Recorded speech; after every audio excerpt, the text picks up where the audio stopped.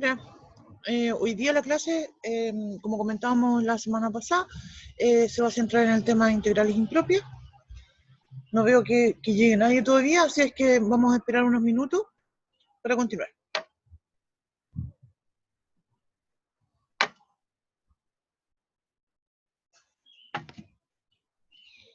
Para empezar, en realidad.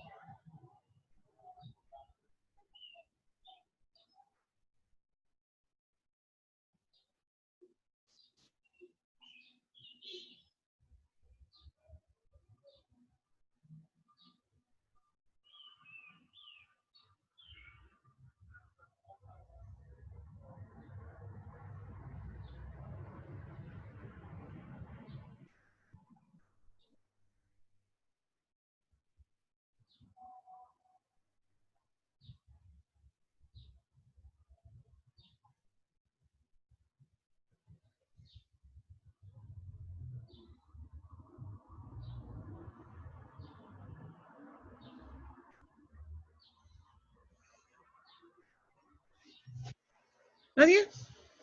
Ya, entonces voy a empezar ahora. Bueno, estoy grabando ya, de hecho. ¿Sí? ¿Estoy grabando?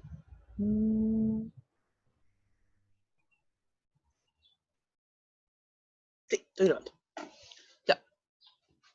Entonces, el tema de hoy es esto de integrales impropias.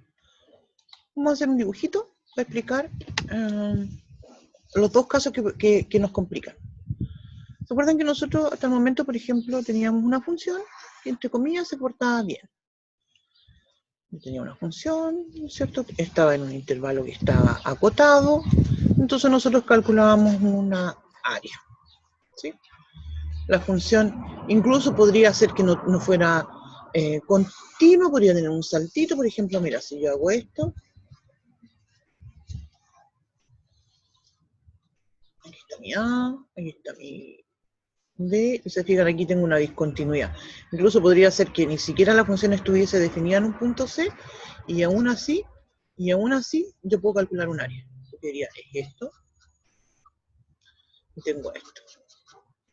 Entonces, en ambos casos yo puedo decir, sí, aquí yo estoy listo, puedo calcular un área. Esos son números.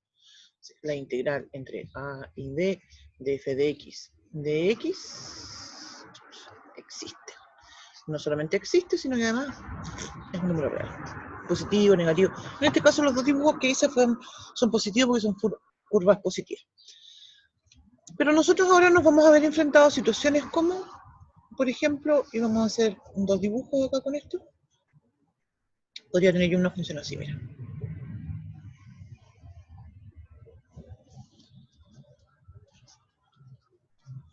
Y vamos entonces a decir, bueno, la integral la voy a empezar acá y no termino. ¿Sí? Es decir, la integral entre a y más infinito de f de x de x. Y eso entonces es una interrogante, saber de si existe o no.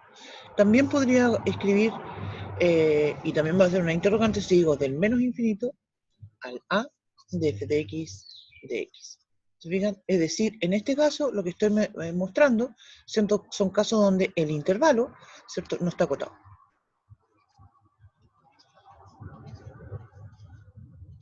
Entonces, ese es un tipo de integral que nosotros vamos a estudiar y vamos a determinar si ese es un número, si es un número real, es decir, algo que nosotros podemos calcular.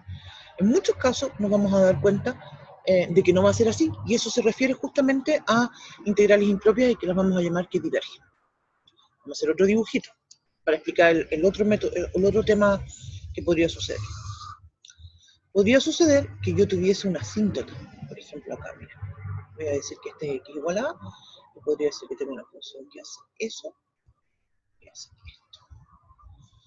Y ahí está mi función, igual a f de x. Entonces me voy a preguntar, ¿qué pasa con la integral entre a y b de f? Supongamos que está acá el número b, de f de x de x. Se fijan, en el b no tengo problema, pero acá sí tengo un problema porque la función usualmente no está definida en esa a y ahí tengo una asíntota. ¿Sí? También, entonces aquí podría decir, por ejemplo, imagínate que aquí tengo, no sé, un número que lo voy a llamar c. Y voy a escribir la integral entre c y a de f de x de x. Estos son para nosotros problemas porque no sabemos si van a existir o no, porque la función en ese punto no observamos, ¿cierto? En ese punto la función tiene una asíntota. ¿Sí? Ese es un segundo tipo de integral que llamamos impropio. Y también entonces vamos a estar más que abocados a calcularlas en estos dos casos, sino que más bien abocadas a determinar si existen o no. Un tercer tipo mezcla estos dos. Por ejemplo, podría tener algo así. Tengo una función, imagina que tengo una asíntota acá, en el x igual a a, y que además de esto, esta función se puede hacer una cosa así, y además se va al infinito. Entonces, la integral entre a y más infinito, de f de x, también va a ser un tipo de integral impropia, que nosotros, como vamos a comentar, lo vamos a descomponer en dos partes, analizando los dos casos que habíamos comentado anteriormente. ¿No? Bien, entonces, dicho eso, vamos entonces al documento, ¿cierto?, para empezar con este tema.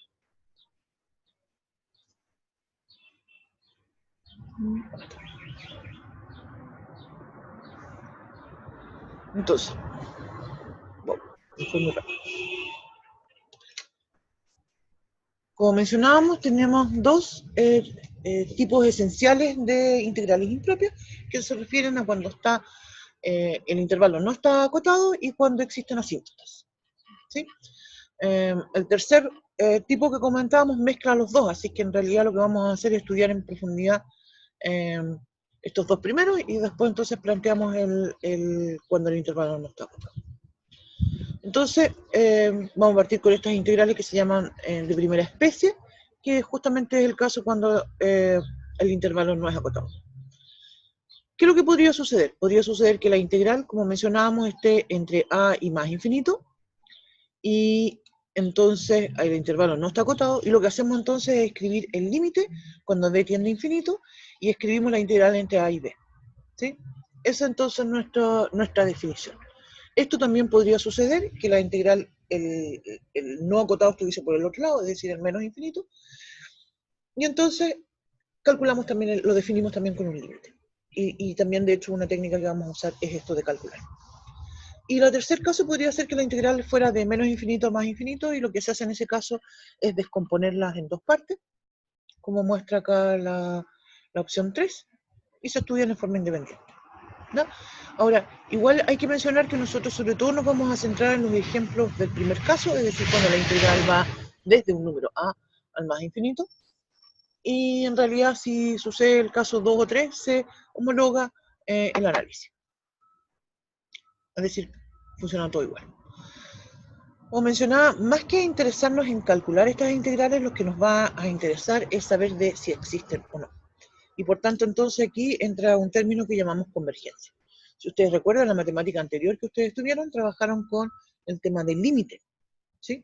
Entonces acá nosotros vamos a decir que converge si ese límite existe y diverge si ese límite no existe.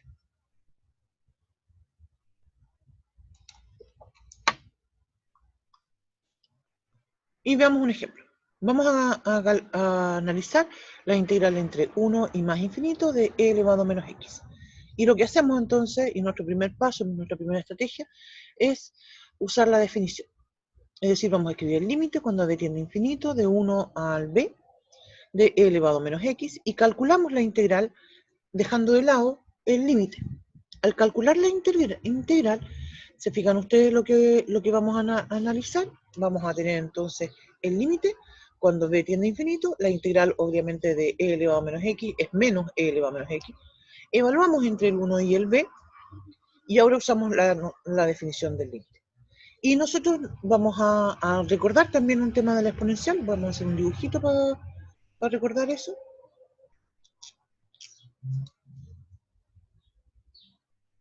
Acá.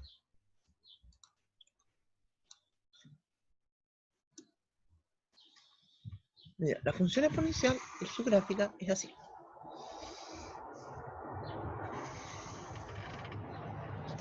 Esta es igual a e elevado a x. Entonces, las funciones exponenciales en general, ¿cierto? Verifican que cuando la base es mayor que 1, se comportan de esta forma. Y en este caso justamente sucede porque el e es un número que está entre 2 y 3. Entonces, como propiedades del límite, nosotros sabemos que e elevado a x, ¿qué pasa cuando la x tiende a infinito? A más infinito. Vamos a ser más específicos todavía. Es decir, el exponente es cada vez más grande. Eso significa que esto tiende a más infinito. Y sí, pues si yo digo e elevado a 2, e elevado a 100, e elevado a 1.000.000, ¿cierto? Tengo cada vez números más grandes. En cambio, ¿qué sucede cuando tengo la e elevado a x y esto tiende a menos infinito? ¿Se fijan entonces? Lo que sucede es que voy a ir obteniendo números cada vez más cercanos a 0. Obviamente la exponencial siempre, para todo x en R, se cumple, porque el dominio de esta función son todos los reales, se cumple que e elevado a x es estrictamente mayor que 0. Nunca es 0, pero sí tiende a 0 cuando los exponentes, y aquí me faltó la x, voy a borrarlo para escribirlo bien. Cuando x tiende a menos infinito, ¿cierto? La exponencial tiende a 0. Y justamente en el problema que nosotros acabamos de escribir, nosotros estamos viendo, vamos a volver a compartir eso. Si ustedes se fijan, tengo menos, ese signo menos, no, el primero no me afecta en nada, pero en el exponente yo tengo un menos b. La b tiende más a infinito, pero cuando escribo menos b, eso entonces va a ser un número negativo. Menos b es negativo. Y eso quiere decir que esa exponencial tiende a 0. El menos que tengo antes no me influye, porque es 0. Entonces me va a quedar esto, e elevado a menos 1, que es 1 partido por e. Y entonces, eso quiere decir que cuando calculamos esta integral, el valor de esta es 1 partido por e. Y eso quiere decir que esta integral converge. Y el número que acabamos de encontrar, 1 partido por e, es el valor de la exponencial. Y esto quiere decir, vamos a hacer de nuevo el dibujito, ahora voy a graficar la función. Voy a graficar la función. Y igual a e elevado a menos x. Esta función es así. Y lo que nosotros acabamos de probar es que, ¿dónde partida está? Desde 1. Cuando tengo el 1, supongamos que el 1 está acá, ¿sí? Y yo calculo toda esa área, en el fondo es una área, ¿cierto? La integral de 1 a más infinito de elevado a menos x de x, eso es igual a 1 partido por x. A pesar de que tienda a más infinito, en realidad esto va siendo cada vez es una función decreciente, obviamente, e elevado a menos x, y ese valor de esa integral es esa, 1 partido por e. Bien, volvemos entonces ahora a nuestro documento,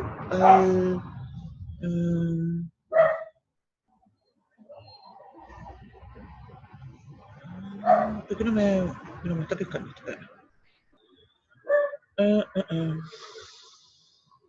Ahí. Volvemos al PDF, ¿cierto? Y entonces tenemos que Continuamos con los ejemplos, ¿cierto? Aquí tenemos otro más que va del 0 al más infinito, también calculando la integral, y hay varios ejercicios que quedan propuestos para ustedes. El problema con esta estrategia es que tengo que poder calcular estas integrales. Y a veces sucede que las integrales que aparecen acá son altamente complejas de calcular. Y eso, ¿cierto? Obviamente va a ser un gran problema. Por eso entonces a continuación vamos a empezar con una estrategia que lo que nos va a llamar es a usar otros criterios para determinar si la integral es convergente o divergente. Uno de ellos está relacionado con la comparación. Y para comparar, entonces nosotros necesitamos encontrar algo que sea fácil de saber si converge o diverge. Y por eso entonces que introducimos esta definición de las integrales P.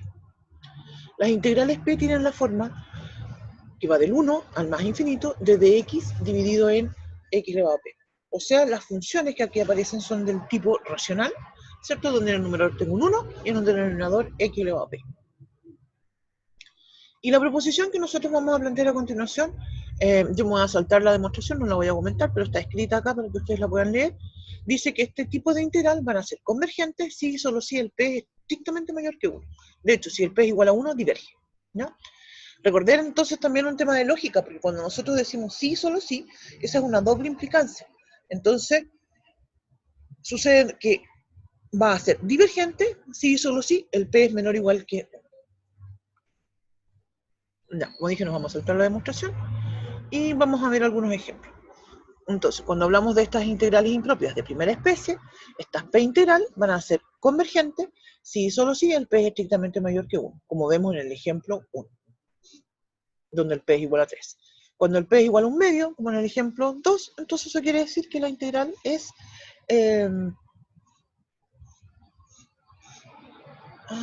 aquí no es convergente, claro, no es convergente. Yo no puse la palabra divergente, de repente me asusté porque leí convergente. Y dije, pero ¿cómo? No, diverge. Ya. Ahora, entonces, vamos a plantear una proposición en relación a esta lógica, ¿cierto?, de las integrales impropias.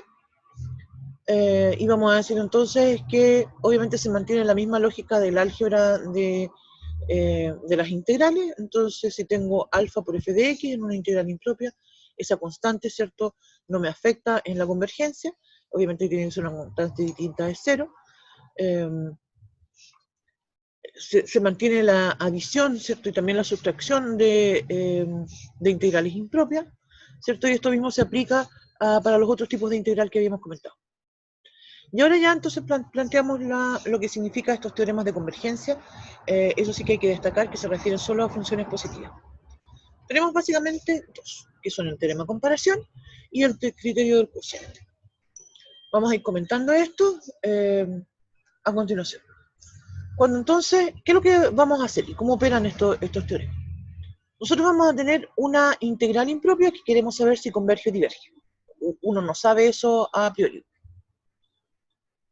Entonces, este criterio se basa en construir una desigualdad. Es decir, yo voy a tener que construir otra integral, otra función, perdón, que verifique esta desigualdad, ¿cierto? Es decir, puede que yo tenga la f o puede que tenga la g. La cosa es construir una desigualdad.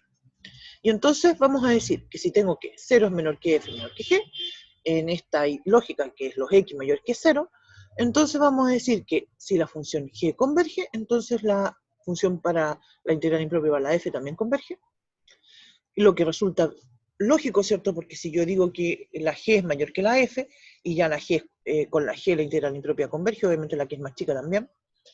En cambio, si digo que la f diverge, entonces la g, con la g la integral impropia también diverge, ¿cierto? Porque es más grande. Esa entonces es el primer criterio. Este criterio tiene un pero. Y el pero es que no hay un sí solo sí, es un implica. Entonces eso significa que uno tiene que tener mucho cuidado cuando trabaja este tipo de problemas. Vamos a comentar con algunos ejemplos que vienen después. ¿Podríamos ver un ejemplo al tiro? Vamos a tirar el ejemplo al tiro. Mira. No, en este usé el segundo criterio.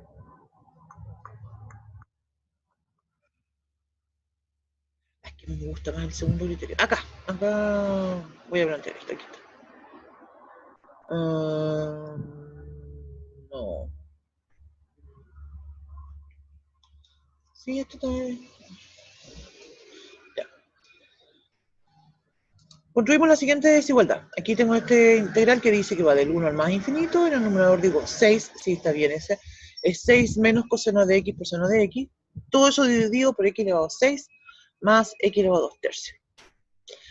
Lo primero que hay que observar, que en el denominador ese x elevado a 6 más el x elevado a 2 tercios son todos números positivos. No tengo ningún problema. Porque esto va del 1 al más infinito. Y además tengo x elevado a 6 positivo, x elevado a 2 también positivo, todo positivo. Ahora, ¿qué pasa con ese coseno y el seno? Bueno, pues resulta que cuando yo digo que el coseno y el seno son funciones que están entre menos 1 y 2, ¿cierto? Eso podría ser positivo o negativo, pero tengo 6 menos. Eso nunca va a ser algo negativo. Así que este teorema se puede aplicar. Entonces, vamos a decir que como x es mayor o igual que 1, entonces, obviamente que x elevado a 6 más x elevado a 2 tercios, ¿cierto? Va a ser mayor o igual que x elevado a 6. Entonces, se fijan ustedes que aquí construimos una desigualdad. Por tanto, wow, a la izquierda tenemos la función que nosotros tenemos, menor o igual que 7 menos, dividido, perdón, en x elevado a 6. ¿Por qué es 7? Porque como decíamos, este coseno por seno lo más puede ser, está entre menos 1 y 1, ¿cierto? Entonces en esta desigualdad me queda 6 más 1, 7. Ya, entonces, a la derecha, ¿cierto? Me quedó ese 1 partido por x elevado a 6, si tengo el 7 o no lo tengo, en realidad me da lo mismo, por el tema de las constantes que habíamos comentado, y como esa es convergente, es una integral p con un p mayor que 1, el p es igual a 6, entonces converge. Y por tanto, la que es más chica, la que nosotros tenemos que estudiar, también converge. Ese entonces fue el ejemplo de ese criterio. Ahora vamos con el segundo criterio. Wow. Criterio del cociente. En el criterio del cociente yo voy a tener también dos funciones y lo que vamos a partir, que tienen que ser no negativas, lo que vamos a hacer es tomar el límite entre esas dos funciones. Y entonces, si ese límite es un número L estrictamente mayor que 0, entonces ahí analizamos la convergencia y decimos que aquí sí tengo un sí solución. Debo comentar que existen otros criterios y que ustedes tienen toda la libertad de estudiarlos y analizarlos. ¿No? Los cuidados que hay que tener con este teorema. En el caso del primero, como decía en el teorema de la comparación, la mayor dificultad viene a ser construir una desigualdad adecuada. ¿Sí? A veces puede uno construir una desigualdad que le quede media, que no te sirve. O también a veces puede suceder que sea muy difícil construir una desigualdad. En ese sentido, por ejemplo, el otro, el criterio del cociente es más fácil. Ahora, mi problema podría suceder cuando encuentro que el número L sea el número 0 o TD más infinito. Eso puede suceder. Y en ese caso, entonces, tú no puedes usar este criterio. Entonces, si te da el L igual a 0 o más a infinito, ¿qué vas a hacer? Y ahí tienes dos alternativas. Una es reconstruir la función que tú diseñaste para este problema, o bien usar el otro criterio. ¿No? Bien, entonces veamos ahora el primer ejemplo. Y vamos a comentar cómo se hace una alternativa, ¿cierto? Porque en realidad hay varias formas de hacer esto, pero yo voy a plantear una alternativa para construir esta función con la que vamos a comparar. ¿No? Entonces, la función de mi ejercicio es, obviamente que es impropia, va del 1 al más infinito. Entonces, la función que tengo acá es 1 partido por, está entre paréntesis, el x a la cuarta más 2, y todo eso elevado a 2. Esa es mi función, esa es mi f de x.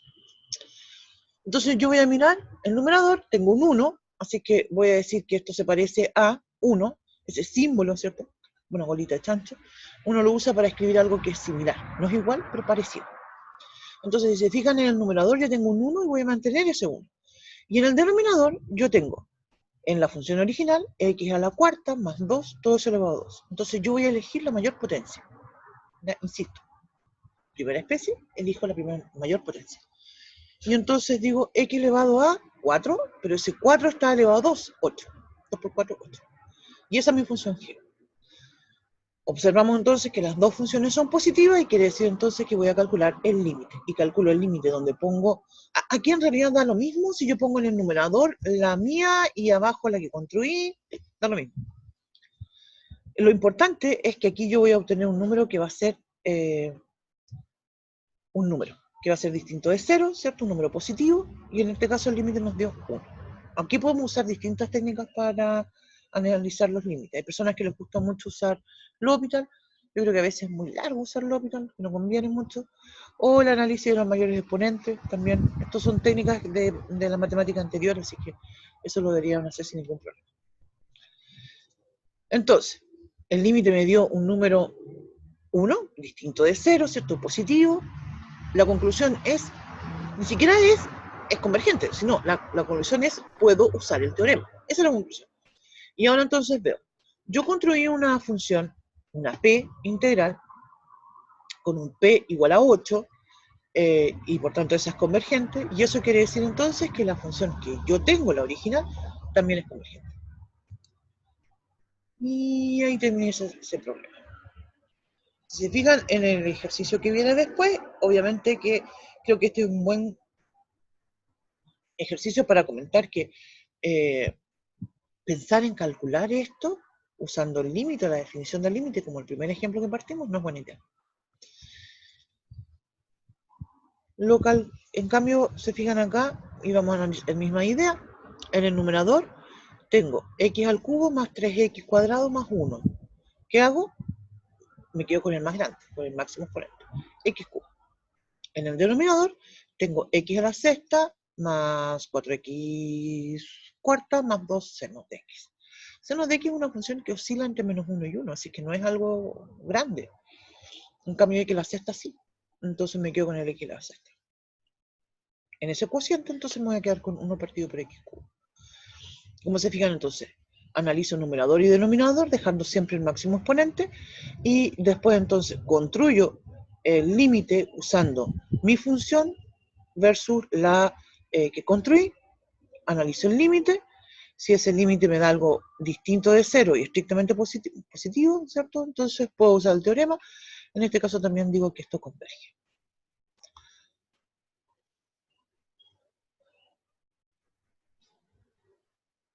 Entonces, aquí yo planteo una pregunta. ¿Qué pasa si para comparar elegimos g de x igual a 1 partido por x? Y eso se los dejo como ejercicio. Háganlo. Y eso es algo que yo lo comento siempre en realidad. Muchos estudiantes en forma arbitraria eligen con qué comparar. Y eso no es buena idea. Y la razón es porque te puede dar un número, te puede dar el límite 0 o te puede dar el límite más infinito. Y con eso no vas a poder usar esto.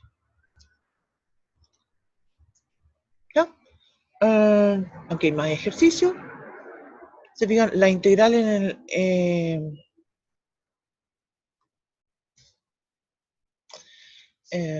eso. Aquí hay otro criterio, ¿cierto? Este otro criterio es similar al teorema del sándwich, ¿cierto?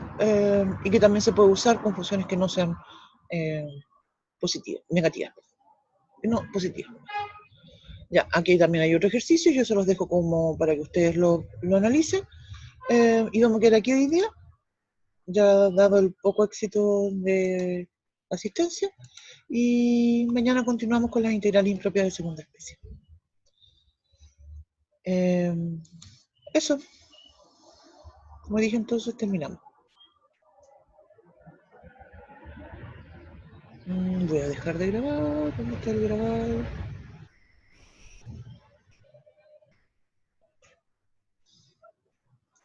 Está grabando, ¿no? No,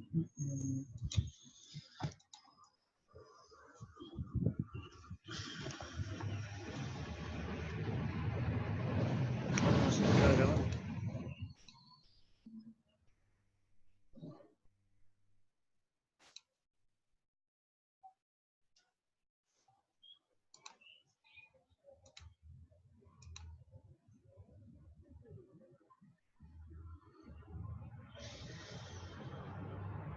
No, sí está grabando.